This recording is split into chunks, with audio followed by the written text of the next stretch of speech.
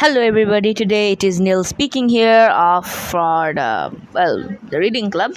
So here today I have again another story.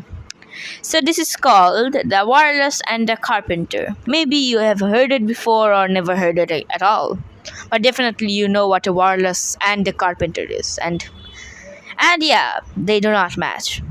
Totally not. So why did this writer? Never mind. And spoiler alert, it's not like what it seems at first. So let's begin. The sun was shining on the sea, shining with all his might, and he did his best, very best, to make the billows smooth and bright. And was odd because it was the middle of the night. The moon was shining scullily because she thought the sun had no business to be here after the day was done. It's very rude of him, she said, to come and spoil our fun. The sea was very wet as wet could be. The sands were dry as dry. You could not see a cloud because no cloud was in the sky. No birds were flying overhead. Were there no birds to fly? The Walrus and the Carpenter were walking close at hand. They wept like anything to see such quantities of sand. If this was only cleared away, they said, it would be grand. If 7 maids with 7 mops swept it for half a year, do you suppose, the Walrus said, that they could get it clear? I doubt it, the Carpenter, and shed a bitter tear. Well, I'm same. No, 7 maids with 7 mops could definitely not clean, sweep away all that sand. And anyway, there's a sand below sand and sand. There's no, nothing else. Before the mantle. Yeah, in the crust, there's nothing else. Before a rock, I think. Okay, never mind. Let's continue with the poem. So, O oysters, come and walk with us, the Walrus did beseech. A pleasant walk, a pleasant talk, along the briny beach. We cannot do it more than 4 to give a hand to each. The eldest oyster looked at him, but never a word he said. Well, I doubt it. Oysters never even say a word because they can't. Haha. The eldest oyster winked his eye. I never knew that oysters had eyes. And shook his heavy head, meaning to say he did not choose to leave the oyster bed. Did oysters even have heads? But 4 young oysters hurried up, all eager for the treat. Their coats were brushed, their faces washed, their shoes were clean and neat. And this was odd because they hadn't any feet. Their faces washed and their coats brushed.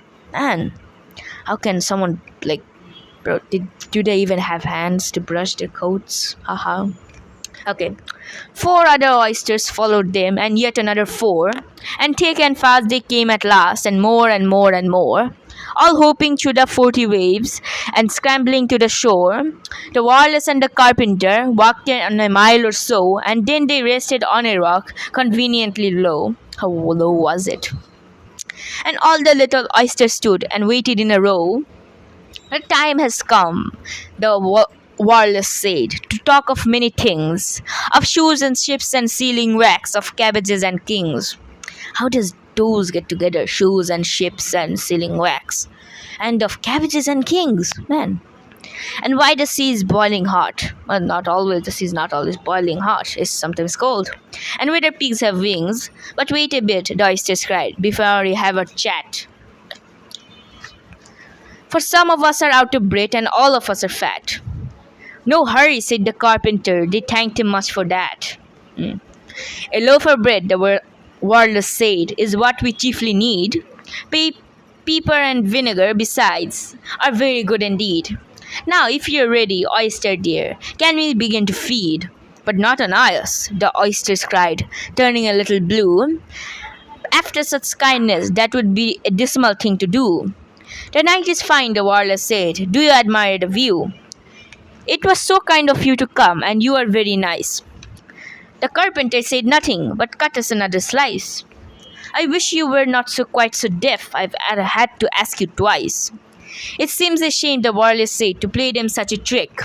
After we've brought them out so far. The Carpenter said nothing, but the butter spread too thick. Well, butter. Where did they even get butter? I weep for you, the Walrus said. It, I dimly sent Sam. With sobs and tears he sorted out, those of the largest size. Holding his pocket holding his pocket handkerchief before his streaming eyes. Oh, oysters, said the carpenter, you have had a pleasant run. Shall we be trotting home again? But answer came there none, and this was scarcely odd because they had eaten every one. It's very strange. By Lewis Carroll from Through the Looking Glass. And what Alice found there? So convenient. Through the looking glass.